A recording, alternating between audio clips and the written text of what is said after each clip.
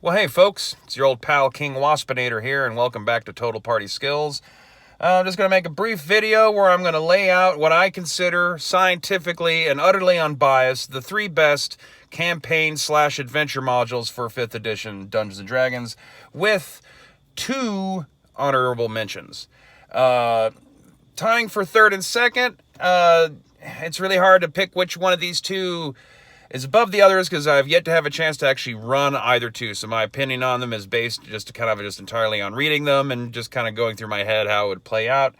And those would be both Icewinddale and Tomb of Annihilation. I like them both because they're obviously very extreme, different ends of the kind of environments that characters can explore, and also they kind of get into historical and setting type tropes that are less derivative of merry old England. Also, they're both good for sandboxing. Tomb of Annihilation kind of has a stronger setup thread to hook players into the goal, to get them on the path to find the Tomb of Annihilation.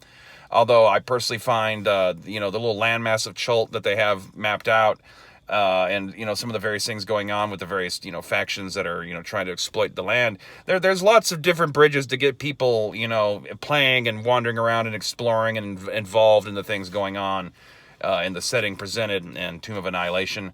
Before you get around to actually making the characters face the horror of what's his name, Akerkonak, whatever. The dude who was originally from Tomb of Horrors, and what is otherwise kind of in my opinion, it's like a lizard people setting. It's a dead city setting, and they took Tomb of Horrors and basically toned it down so that there's a possibility that players might actually be able to solve the goddamn thing without just stepping immediately into a void and dying.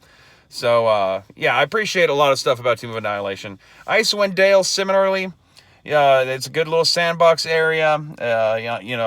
Presents a real extreme northern Arctic type of setting, and has a thing I like to do where you got multiple plot lines that are kind of bubbling in the background, and it leaves it up to the players to bounce around and get their own reasons to want to get involved in the greater plot arcs that are going on. And you got a nice buried city. It does actually give you some exploration of the deeper history of the Forgotten Realms setting, because it's got stuff to do with Netheril. To me, the weakest link in the entirety of Icewinddale is the whole plot with the Durgar. But it's got a lot of interesting stuff in there, and a chance to fight a god. I mean, they don't offer that too much. It's always giant dragons and giants and shit, or fight a demon prince. But to actually get to take down a deity that's gone a little nuts, hey, that's a cool opportunity. So before I say what the best 5th edition adventure is, my two honorable mentions are Princes of the Apocalypse and, what was the other one? It's not Curse of Strahd. I know everyone fucking loves Curse of Strahd. Great. I could watch Bram Stoker's Dracula 2 and save a lot of time and trouble and headache. There's Princes of the Apocalypse. Oh, and Ghosts of Saltmarsh. Ghosts of Saltmarsh, I mean, it's just a bunch of random old adventures that are repackaged for 5th edition, but it provides, a lot of tools that, you can use as a DM in terms of, setting up and running a sea-based or coastal-based adventure series. And the Saltmarsh town is a good template for a town, or a doorway, into actually trying to do stuff in the Greyhawk setting. There's not a lot of other support from 5th edition for Greyhawk, but thanks to Drive-Thru-RPG, you can go back and get the basic Greyhawk world book and a couple other, supplements to get more into the Scarlet Brotherhood and actually, explore the city of Greyhawk. And, people make it out like it's some horrible task to convert old adventures to 5th edition. It's not.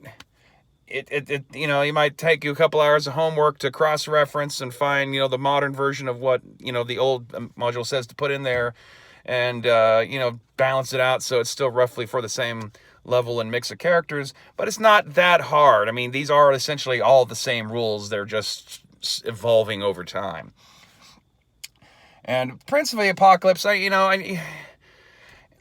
Tomb of Annihilation, it's repackaging a classic, a Temple of Elemental Evil module into the modern day. But I do like the sandbox potential. I mean, it was one of the very first modules that 5th edition put out, and so some of the setup to get the characters to sandbox in the Desserin Valley isn't necessarily the strongest, but our whole job as DMs is to, like, you know, come up with our own narratives and plot hooks to get people involved in this stuff, so it's kind of on you if you can't use it. But, you know, the early inclusion of the Genasi, and the fact that you also had the Elemental Player's Handbook that had stats for Genasi and Aarakocra and Goliath and all that, you know, all were really, like, foundational to shaping what, you know, 5th edition was in those early days when it came out, and, you know, it was still new, and, you know, kind of people were still kind of getting a feel for what the whole vibe was going to be. But anyway, the #1 adventure module available for 5th edition out there that's in print that you can get is the reboot of Isle of Dread by Goodman Games, not by Wizards of the Coast. Isle of Dread is a wonderful sandbox experience, a classic adventure, takes characters out of the, you know, ye old merry England, which is, you know, a thing I have an issue with. There's lots of different reasons you can come with for characters to be on the island. You can put it in damn near any setting, or you can use it as a way to piggyback into Vistara, kind of like how you can use Saltmarsh to get characters into Greyhawk. And I can't recommend it highly enough. And of course, you know, it's made by Goodman Games, the people who make Dungeon Crawl Classics, and it's definitely worth checking out. It's definitely the best adventure. So anyway, have a good one. Hit like and subscribe. Tell me I'm wrong. Hit the thumbs down. And all that good nonsense. Have a good one.